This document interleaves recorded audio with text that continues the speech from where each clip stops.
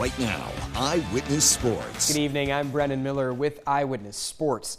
Today was the day for Cardell Hayes, the man convicted of manslaughter in the shooting death of former Utica Proctor Raider and New Orleans Saint Will Smith, the day that he'll be sentenced by Orleans Parish Criminal Court Section 8 Judge Camille Burris to a maximum of 40 years in prison.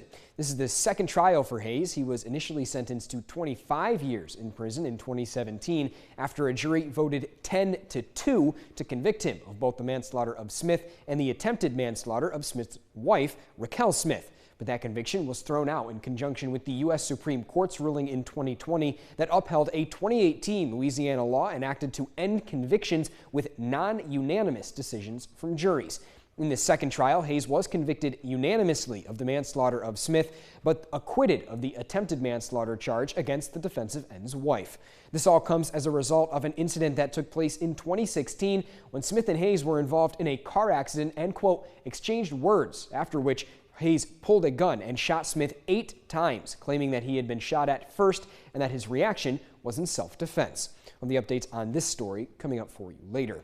Also in the national news, a former Syracuse basketball walk-on has been caught up in an ongoing federal investigation of rapper Sean P. Diddy Combs after Combs' 2 homes were raided by agents from the Department of Homeland Security. That former player goes by the name of Brendan Paul. Now an amateur music producer, he was on the bench for the Orange from 2018 to 2020, playing in 16 games but totaling just 17 minutes off the bench and finishing with a total of 3 points over his career before transferring to Division II Fairmount State University for his final 2 seasons.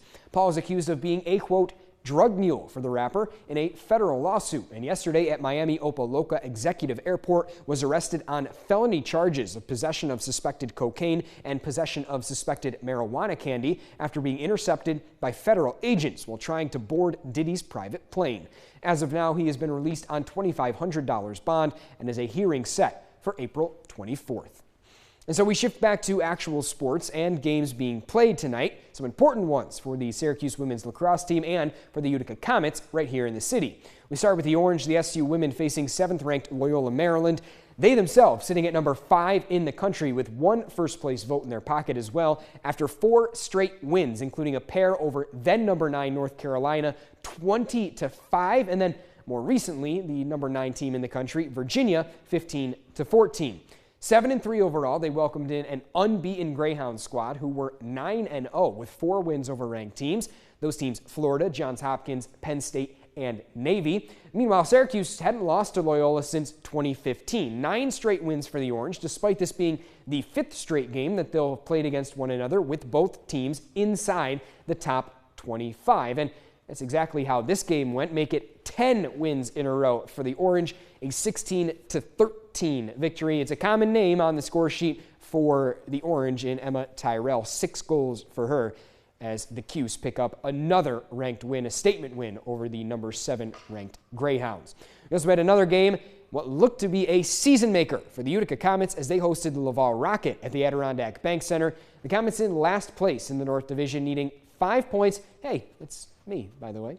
They needed 5 points with 11 games to go to get to the 5th spot, which is the final playoff spot, right now held by the Rocket. So a huge 4-point game. If Utica were to lose in regulation, it would increase their needed number of points by 1 with 1 less game to play. So the Rocket would jump the Toronto Marlies, who played the Manitoba Moose tonight for the 4th spot in the North, leaving Toronto as the team to chase.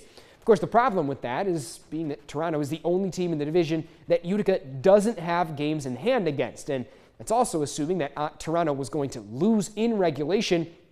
Meanwhile, they were the favorites tonight against the Moose, who had just 58 points of their own and ended up winning that game 2-1.